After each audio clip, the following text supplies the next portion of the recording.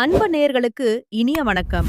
மேஷம் ராசிக்கார நேர்களுக்கு நம்ம இன்னைக்கு வீடியோ பதிவுக்கு முழுமையா போறதுக்கு முன்னாடி முருகரை மனதார வணங்கிட்டு வீடியோ பதிவுக்குள்ள போகலாங்க. ஓம் முருகா போற்றி, ஓம் முருகா போற்றி, ஓம் முருகா போற்றி. என்னை காக்கும் முருகனே போற்றி. நல்லதே நடக்கும், நல்லது மட்டும்தான் நடக்கும். நம்மளோட மேஷம் ராசிக்காரங்கள பொறுத்த வரைக்கும் இவங்க அடுத்தவங்க செய்ய முடியாதுன்னு ஒதுக்கி வச்ச காரியத்த கூட அழகா திட்டம் தீட்டி முயற்சி பண்ணி அந்த காரியத்துல வெற்றி அடையக்கூடியவங்களா இருக்காங்க. உரி விலகாத அம்பு போல குறிக்கோள் தவறாம இவங்க வாழ்ந்துகிட்டு இருக்காங்க. தங்கள நாடி வர்றவங்கள நன்கு உபசரித்து வேண்டிய உதவி செய்யறதுல வல்லவர்களா இவங்க இருக்காங்க. தெய்வ அருளும் திட சிந்தனையும் கொண்டவங்களா இவங்க இருக்காங்க. இவங்கள பொறுத்த வரைக்கும் தான் மட்டும் நல்லா இருக்கணும் அப்படிங்கிற சுயநலம் எல்லாம் கிடையாதுங்க. தன்னை சுத்தி இருக்கிற எல்லாருமே நல்லா இருக்கணும் அப்படிங்கிற பொதுநல குணத்தோட இவங்க வாழ்ந்துகிட்டு இருக்காங்க. இவ்வளவு அருமையான நற்குணங்களை கொண்ட மேஷம் ராசிக்கார அன்பர்களே, எல்லாரும் ஆரோக்கியமா இருக்கீங்களா?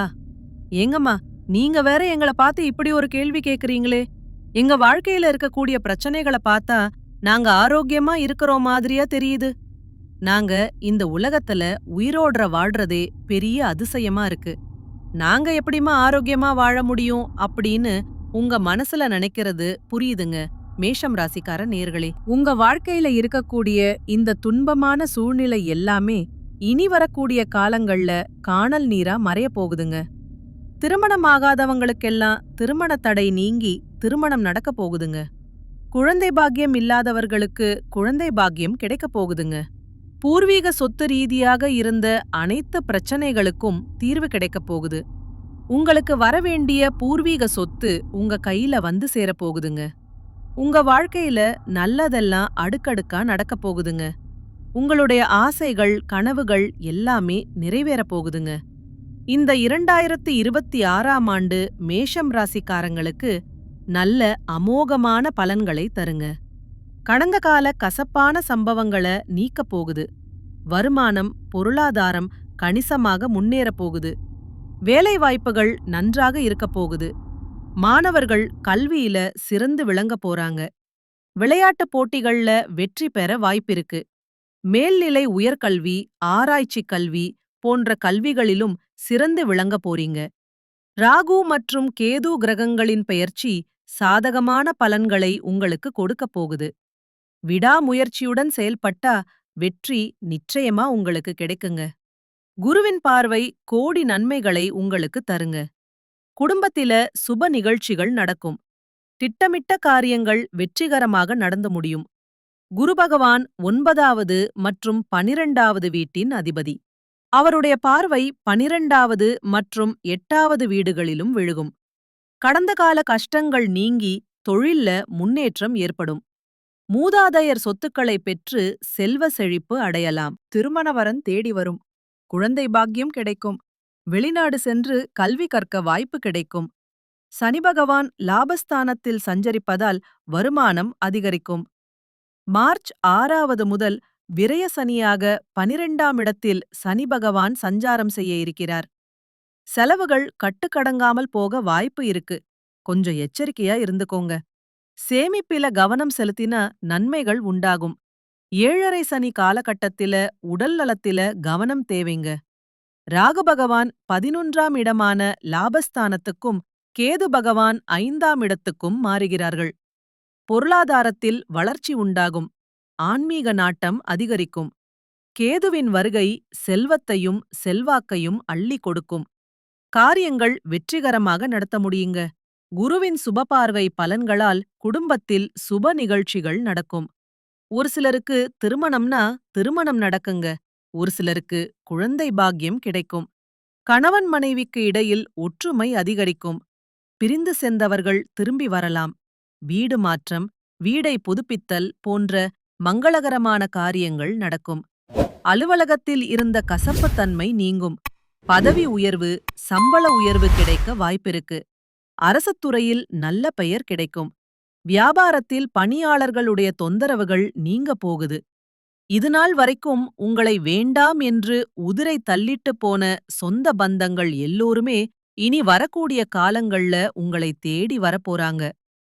தொழில்ல இருந்த தடைகள் விலகி வருமானம் அதிகரிக்கும். புதிய முதலீட்டாளர்கள் வருவாங்க.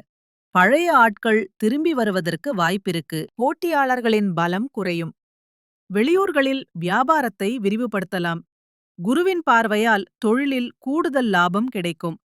பணப்புழக்கம் சீராக இருக்கும். பொன்பொருள், ஆடை, ஆபரண சேர்க்கைகள் கிடைக்கும். கொடுக்கல் வாங்கல் விஷயங்கள்ல கவனமா இருக்க வேண்டுங்க. உடல் நலனில் கவனம் தேவை. உணவு பழக்க வழக்கங்கள்ல கவனமா இருக்கணும். கால் தொடர்பான பிரச்சனைகள் வரலாம். செவ்வாய் பலவீனமாக இருக்கிறதுனால உடல்நல பாதிப்புகள் அல்லது விபத்துக்கள் ஏற்பட வாய்ப்பிருக்கு. துர்க்கை அம்மனுக்கு விளக்கேற்றி வழிபடுவது ஆரோக்கியத்தில் முன்னேற்றத்தை அளிக்கும். சித்தர்கள் மற்றும் மகான்களின் வழிபாடு வாழ்க்கையில முன்னேற்றத்தை கொடுக்கும். விநாயகர், ஆஞ்சநேயரை இடைவிடாது வணங்கி வழிபட வேண்டுங்க. சனிக்கிழமை தோறும் எண்ணெய் தேய்த்து குளிச்சா சனி சன்னதிக்கு சென்று மஞ்சள் சாட்சி வணங்கி வழிபடலாங்க. முருகனை வழிபடுவது சிறந்த பலன்களை உங்க வாழ்க்கையில் தரும். பழனி பாலதண்டாயுதபாணி சுவாமி திருக்கோயிலுக்கு சென்று வந்தீங்கன்னா உங்க வாழ்க்கையில் இருக்கக்கூடிய அனைத்து பிரச்சனைகளும் காணாம போயிருங்க. உங்களுடைய எண்ணம் போல உங்க வாழ்க்கையில நல்லது மட்டும்தாங்க நடக்கும். மேஷம் ராசிக்கு 70-80% முன்னேற்றம் நிறைந்த ஆண்டாக இந்த ஆண்டு அமையப் போகுதுங்க. பிறந்த ஜாதகம் நல்லா இருந்ததுன்னா சிறப்பான பலன்கள் உங்களுக்கு கிடைக்கும். ஜாதகம் பார்க்க, பெயர் வைக்க, வாஸ்து சாஸ்திரம் பார்க்க, நல்ல நாள் பார்த்து செயல்படுறது ரொம்பவும் நல்லதுங்க. இந்த உலகத்துல யாருங்க கோடீஸ்வரன்? கோடி கோடியா பணம் வச்சிருக்கிறவங்களா? பிடிச்ச உணவுகளை சாப்பிடுறவங்களா? பிடிச்ச உறவுகள் கிட்ட பேசுறவங்களா?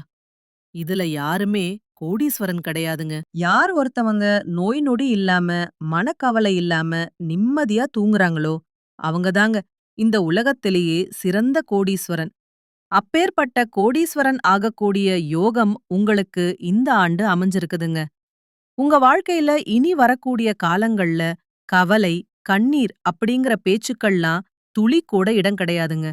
இதுநாள் வரைக்கும் உங்களுடைய மனசுல இருந்த மனக்கவலைகள் எல்லாம் இனி வரக்கூடிய காலங்கள்ல காணாம போக போகுதுங்க. நீங்க சந்தோஷமான, ஆரோக்கியமான வாழ்க்கைய இனி வரக்கூடிய காலங்கள்ல வாழப் போறீங்க. உங்க வாழ்க்கையில சந்தோஷம் நிலைச்சிருக்க போகுதுங்க. மேஷம் ராசியினரே, இந்த ஆண்டு பணவரவு கூடுங்க. ஆனா எந்த காரியத்தில் ஈடுபட்டாலும் அடுத்தவரை நம்புவதில் எச்சரிக்கை தேவைங்க. உங்களுக்கு மிகவும் வேண்டியவர் உங்களை விட்டு விலகிச் செல்லலாங்க. மாற்று மதத்தினரின் உதவி உங்களுக்கு கிடைக்கப் போகுது. தொழில் வியாபாரத்துல எதிர்பார்த்த பணவரவு உங்களுக்கு இருக்குங்க. போட்டிகள் குறையும். புதிய முயற்சிகள்ல ஈடுபடத் தோன்றும்.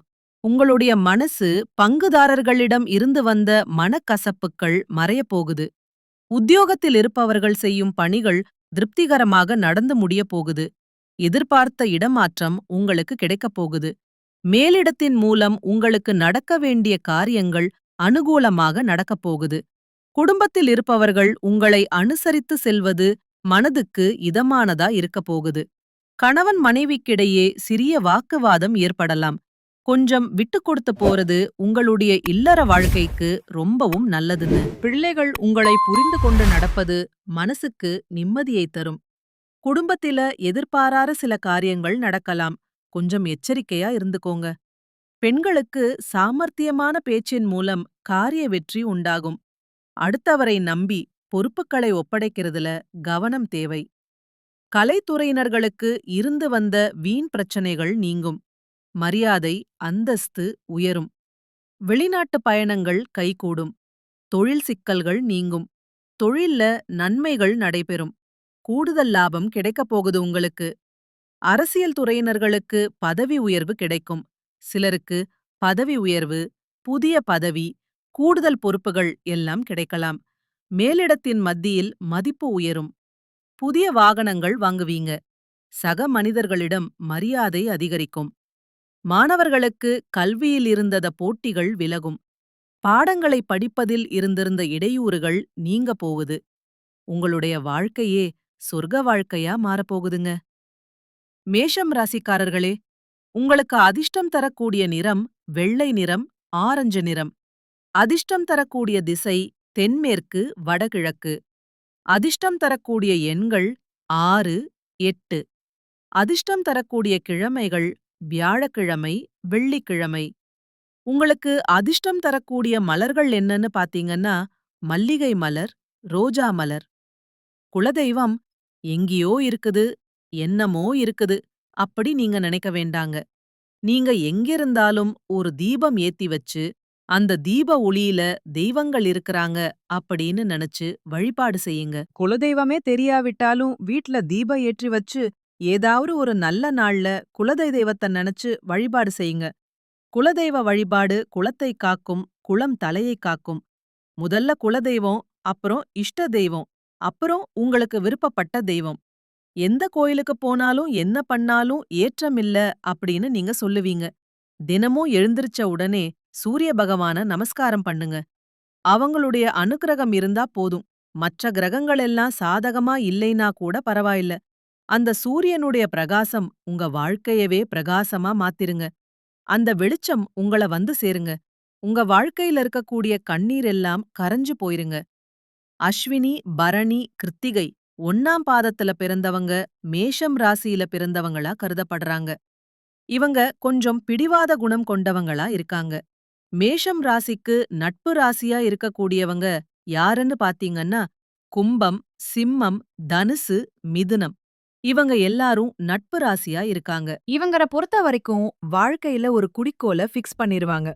அந்த குறிக்கோள அடையறதுக்காக இரவு பகல் உறங்காம உழைச்சுக்கிட்டே இருப்பாங்க. இவங்கள பொறுத்த வரைக்கும் நட்புக்கு முக்கியத்துவம் தருவாங்க. நண்பனுக்காக உயிரை கொடுக்க கூட தயங்க மாட்டாங்க. தன்னுடைய குடும்பத்துக்காக ஒட்டுமொத்த வாழ்க்கையும் அர்ப்பணம் செய்யக்கூடியவங்களா இவங்க இருக்காங்க. தைரியமான குணம் இவங்க கிட்ட இருக்குதுங்க. அடுத்தவங்க செய்ய முடியாது நினைச்ச விஷயத்தை எல்லாம் கூட இவங்களுடைய தைரியத்தால அந்த காரியத்துல முயற்சி பண்ணி அந்த காரியத்துல வெற்றி அடையக்கூடியவங்களா இவங்க இருக்காங்க. நல்லதே நடக்கும். நல்லது மட்டும்தான் நடக்கும். நன்றி, வணக்கம்.